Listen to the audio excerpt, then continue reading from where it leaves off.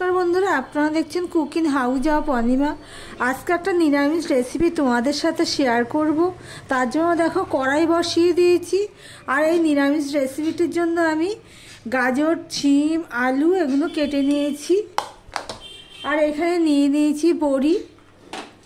আর এখানে নিয়ে নিয়েছি দেখো শীষ পালং কেটে ধুয়ে নিয়েছি, বেগুন নিয়েছি, আর নিয়েছি মিষ্টি কুমড়ো। এবার কড়াইটা দেখো গরম হয়ে গেছে। এবার দিয়ে দিলাম সর্ষের তেল। যারা ভিডিওটি দেখছো লাইক দিয়ে কন্টিনিউ করো।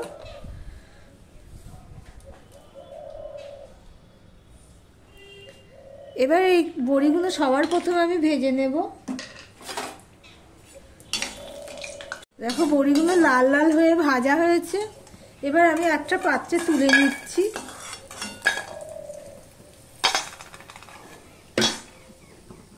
এবার এখানে আমি আর একটুখানি সাদা তেল দিয়ে দিলাম।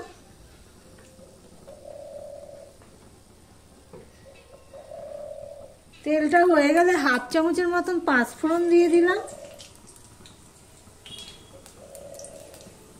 দেখো পাঁচফোড়নটা হয়ে গেছে। আমি একটু নুন দিয়ে দিচ্ছি। দিয়ে দিলাম একটা তেজপাতা,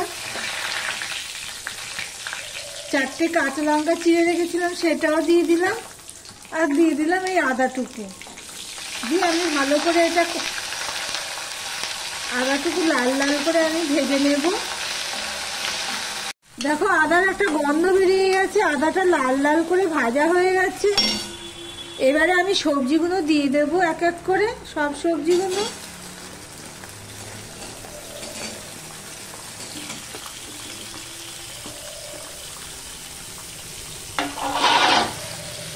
সব সবজিগুলো দিয়ে আমি ফোড়নের সাথে ভালো করে মিশিয়ে নেব।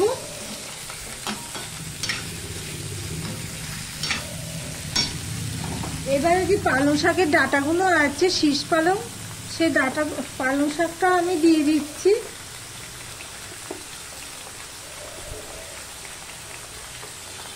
যেহেতু ডাঁটা রয়েছে সেই জন্য আমি একসাথেই দিয়ে দিলাম।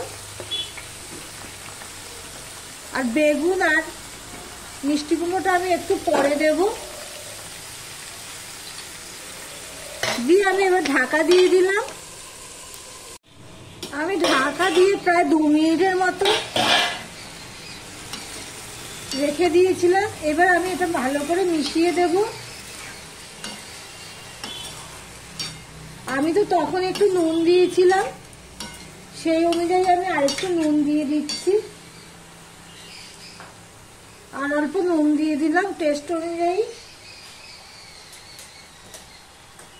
দিয়ে দিলাম হাফ চামচের মতন হলুদ।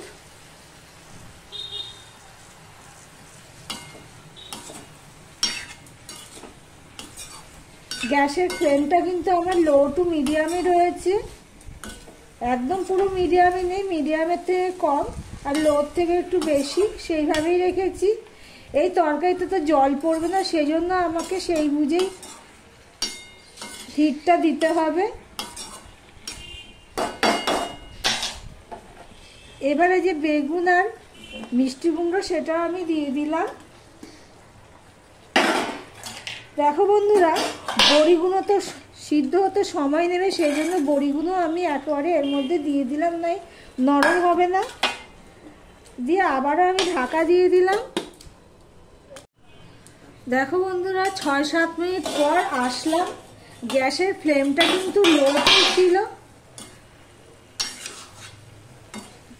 দিয়ে সম্পূর্ণটা আমি এবারে মিশিয়ে দেবো ভালো করে, উপর নিচ করে মিশিয়ে দেব। যেহেতু এখানে জল পড়বে না সেই জন্য আমি লো করেই বসিয়ে রেখেছিলাম।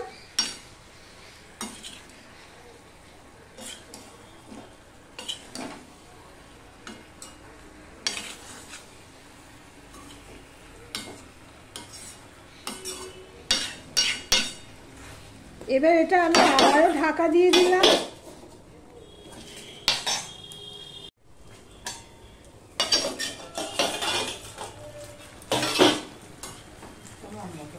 এই পর্যন্ত যারা আমার ভিডিওটি দেখছো এখনো পর্যন্ত লাইক করনি, চট করে একটা লাইক করে দিও।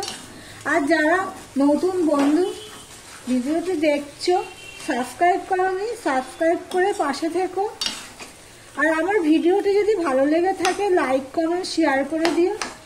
দেখো সম্পূর্ণ আলু সবজি সবই সিদ্ধ হয়ে গেছে। আমি এইভাবে একটু ঘেটে দেবো, ঘাটা ঘাটা হলে খেতে ভালো লাগে এইসব সবজি। গ্যাসের ফ্লেমটা একদম লো করে রয়েছে। সম্পূর্ণটা ঘেটে নিয়েছি ভালো করে। এবার আমি এখানে মিষ্টি দিয়ে দিচ্ছি। সবজিতে একটু চিনি না দিলে ভালো লাগে না খেতে। নিরামিষ রান্নায় সবসময় একটু মিষ্টি লাগে, নাহলে স্বাদ খোলে না। এবার সম্পূর্ণ চিনির সাথে আমি এটা মিশিয়ে দেব সব সবজির সাথে। দেখো পুরো ঘেটে ফেলেছি, ভালো লাগে এইভাবে খেতে। নিরামিষের দিনে এরকম একটা পদ থাকলে অনেকটাই ভালো লাগে খেতে। আর যারা ডাঁটা পছন্দ করো, আমি তো ভীষণ ডাঁটা চিবাতে পছন্দ করি। এটা রুটির সাথেও খাওয়া যাবে, ভাতের সাথেও খাওয়া যাবে। সম্পূর্ণটা মিশিয়ে নিলাম, নিয়ে আমি এবার ঢাকা দিয়ে দিলাম, গ্যাসটা অফ করলাম, ভিডিওটা এখানে শেষ করলাম।